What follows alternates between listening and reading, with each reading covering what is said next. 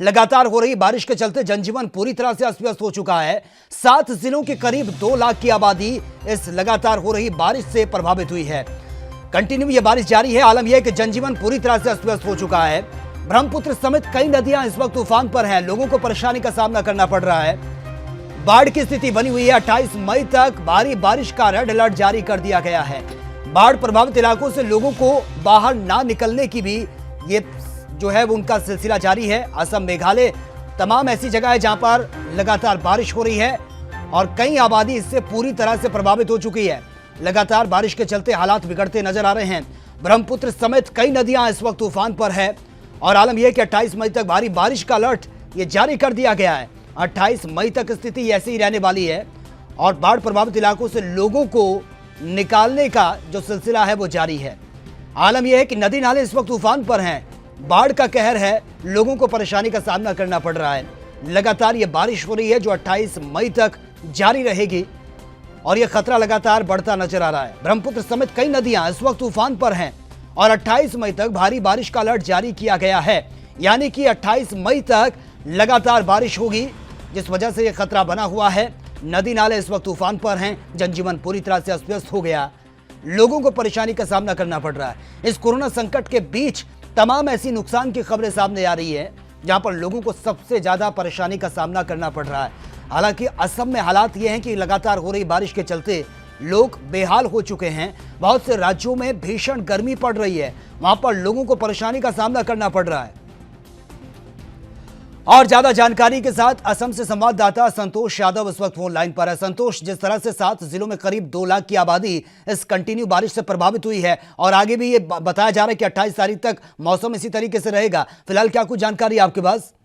जी बिल्कुल, आपको बता दें कि असम सरकार की तरफ से हाई अलर्ट जारी किया गया है। असम और मेघालय से सीमावर्ती इलाके हैं, उस पर भी हाई अलर्ट जारी किया गया है क्योंकि असम के जो है तमाम छोटी बड़ी नदियां जो है उफान पे है। साफ तौर पे आपको बता दें सर, जिस तरीके से कपिली नदी हो गया, लखीमपुर, ग्वालपारा समेत तिनसुकिया समेत अन्य जो भी नदियां हैं वो पूरी तरह से उफान पर है। ऐसे हालात में लोग जो निचले इलाके के लोग हैं अपने अपने घरों से निकलकर ऊंचे जगहों पर जाने के लिए कोशिश कर रहे हैं। और पूरी जो जब से बाढ़ की हालात बनी हुई है इसमें 1650 ऐसे पशु हैं जो प्रभावित हुए हैं और इसमें लगभग 2 लाख लोग ऐसे जो है जो अपने घरों से निकलकर दूसरी जगह शरण लेने के लिए मजबूर हुए हैं। तो अंदाजा लगा सकते हैं कि असम में बाढ़ का कहर पूरी तरह से ये छाया हुआ है और इसको देखते हुए तमाम जो है लोग अपने अपने घरों से निकल रहे हैं, सुरक्षित जगहों पर जाने के लिए कोशिश कर रहे हैं। और मौसम विभाग की तरफ से 26 से 28 मई तक के लिए भारी बारिश होने की चेतावनी दी गई है। तो लेकिन संतोष, जिस तरह से मौसम विभाग की तरफ से पहले अलर्ट कर दिया गया था और 27-28 यानी कि कल तक ये बारिश कंटिन्यू रहेगी,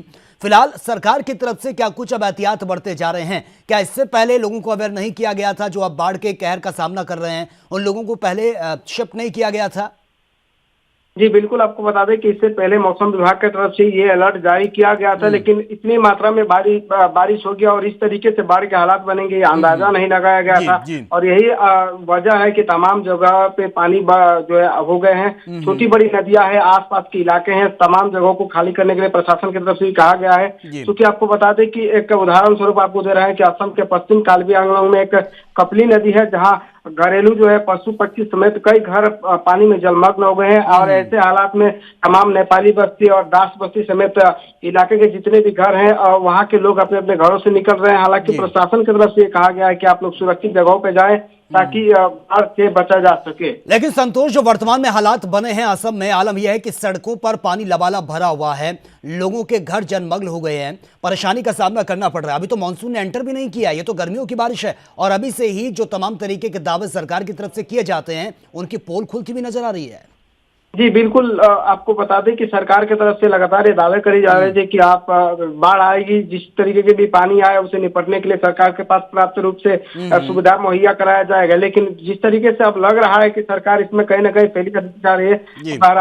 बारिश के पानी और साथ ही आपको बता दें कि मेघालय द्वारा छोड़ी गई पानी से आसपास के असम के तमाम जो है नदियां है उफान पे हैं। लेकिन मौसम विभाग की तरफ से सरकार की तरफ से हाई अलर्ट जारी किया गया है। जी बिल्कुल संतोष, लेकिन कब तक अब उन लोगों का, क्योंकि सोशल डिस्टेंसिंग की भी हम बात कर रहे हैं, कोरोना का संकट है, आलम यह है कि लोग उस महामारी से अभी तक जूझ रहे थे, लेकिन अब इस तरह से जो बाढ़ का कहर है वो भी अब लोगों पर टूटता हुआ नजर आ रहा है।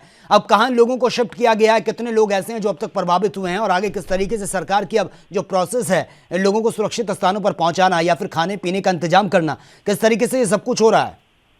जी बिल्कुल, आपको बता दें कि एएसडीएमए के अनुसार दरंग, धेमाजी और लखीमपुर, नलबाड़ी, ग्वालपारा, तिनसुकिया और डिब्रूगढ़ समेत 229 गांव बाढ़ से प्रभावित हुए हैं। बाढ़ से कुल 1,94,916 लोग जो है पूरी तरह से प्रभावित है, जिसमें से 9,000 लोगों को धेमाजी, लखीमपुर और तिनसुकिया जिलों में स्थापित किया गया है। और जिसमें आपको बता दें कि 35 राहत शिविरों में इन सभी लोगों को रखा गया है। तो हालात बेहद खराब होते जा रहे हैं, और जिस तरीके से मौसम विभाग की तरफ से ये अलर्ट जारी किया गया है कि आने वाले 28 तारीख तक किसी तरीके से मौसम बना रहेगा, तो इससे अंदाजा लगा सकते हैं कि तमाम जो है और भी छोटी बड़ी नदियां हैं, सभी नदियां उफान पे है, तो लोगों के लिए मुश्किलें और भी बढ़ सकती हैं। प्रशासन को ये भी कि सोशल डिस्टेंस को पालन भी करवाना, ऐसे में प्रशासन के लिए एक बड़ी चुनौती होगी। अब बाढ़ के कहर ऊपर से बढ़ती है, और साथ ही आपको बता दें कि कोरोना की कहर से भी लोग परेशान हैं, तो इसमें सरकार के लिए दोहरी, बिल्कुल सरकार के लिए सबसे बड़ी चुनौती है ऐसे लोगों को सुरक्षित स्थान पर पहुंचाना, क्योंकि संकट के बीच ऐसे माहौल को भी बैलेंस करके सरकार को चलना होगा। चलिए, बहुत बहुत शुक्रिया संतोष आपका इस तमाम जानकारी के लिए।